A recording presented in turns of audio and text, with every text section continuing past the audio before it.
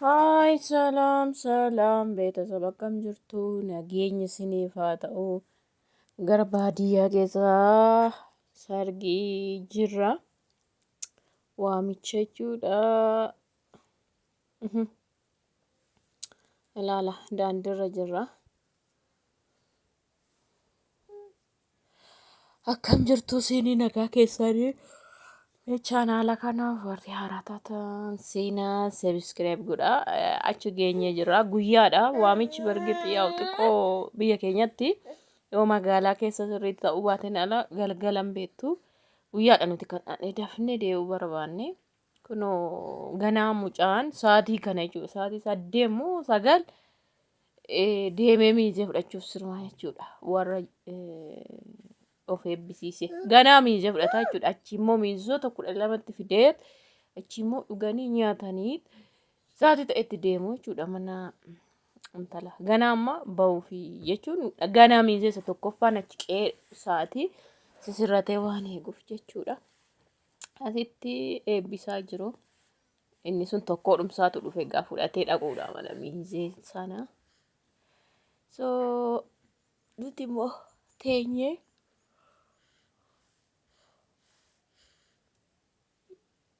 ilaalaa jirra. Namni sa'aatii kana inni kaan hin hojjetan inni kaan ta'e mucaan deemu ariifannaa warri kaan eebbisanii gadhiisuu barbaadan natti fakkaate. Ganaa dhaqaa isinitti hime ganaa deemee miizee fudhata isa jedhamudha.